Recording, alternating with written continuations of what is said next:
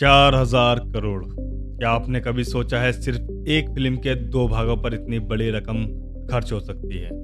और हाँ, ये भारत की अब तक की सबसे महंगी फिल्म बनने जा रही है। लेकिन असली झटका तब लगता है जब आप सुनते हैं रणवीर कपूर की फीस साई पल्लवी से 12 गुना ज्यादा है। तो आखिर राम, सीता और रावण की असली कीमत कितनी है? आइए आज बताते हैं आपको पूरा हिसाब किताब, एक एक करोड़ का, जो आपके होश उड़ा देगा। तो चलिए शुरुआत करते हैं माँ सीता के किरदार से। साई पल्लवी, जिन्होंने साउथ सिनेमा में एक से एक बढ़कर दमदार भूमिका निभाई है। उनकी बॉलीवुड एंट्री पर सबकी निगाहें टिकी थी।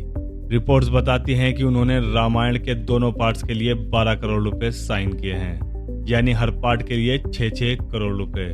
आपको शायद ये कम लग रहे होंगे, पर याद कीजिए, उनकी पिछली हिंदी फिल्म के लिए उनका मार्केट रेट महज 1.5 से 3 करोड़ रुपए के आसपास था। ये फीस में लगभग 200% का उछाल उनकी पैन इंडिया डिमांड को साफ दिखाता है, और ये भी कि मेकर सही मायने में सीता के किरदार पर बड़ा दांव खेल रहे हैं। और अब बात उस शख्स की जो रावण का किरदार निभा रहा है। केजीएफ फेम यश को रामायण में देखना दर्शकों के लिए तो धमाकेदार होगा। कन्नड़ सुपरस्टार यश को दोनों भावों के लिए 100 करोड़ रुपए ऑफर हुए हैं। इसकी वजह साफ है, उनकी फैन फॉलोइंग और साउथ में ही नहीं बल्कि पूरी हिंदी बेल्ट में धूम मचा चुकी है।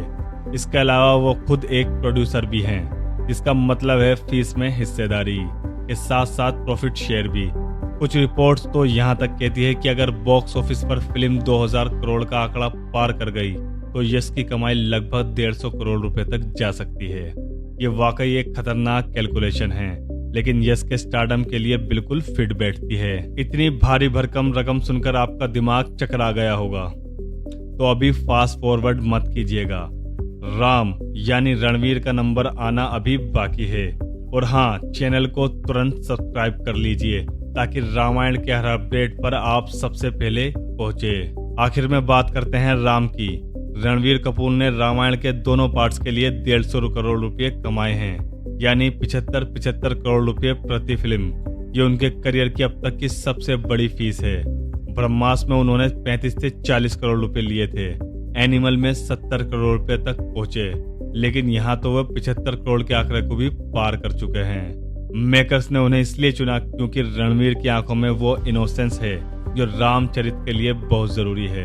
और जब 4000 करोड़ रुपए का बजट सामने हो तो 150 करोड़ रुपए को कोई नहीं देखता। लेकिन कहानी सिर्फ इन 3 मुख्य किरदारों की नहीं है। रामायण जैसे महाकाव्यों में सहायक किरदारों का भी अपना महत्व होता है। टेलीविजन स्टार रवि दुबे लक्ष्मण बनेंगे। उन्होंने दोनों पार्ट्स के लिए कुल 8 करोड़ रुपए मिल रहे हैं। रकुल प्रीत सिंह शूर्पणखा बनेगी। उनकी फीस 4 करोड़ रुपए बताई जा रही है।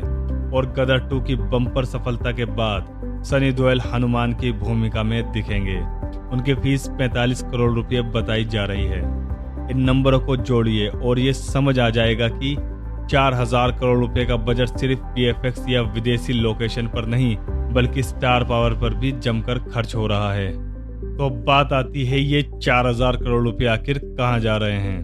लगभग 800 करोड़ रुपए सीधे वीएफएक्स पे खर्च होंगे। DNEG जैसी ऑस्कर विजेता कंपनी, जिसने अभी तक 8 ऑस्कर जीते हैं, इस भव्य प्रोजेक्ट पर काम कर रही है।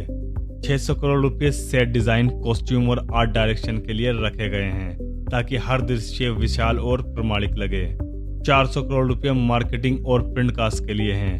2 दिवाली पर फिल्म रिलीज होने जा रही है। पहला पार्ट दिवाली 2026 और दूसरा पार्ट दिवाली 2027। तो ग्लोबल प्रचार भी बड़े पैमाने पर होगा।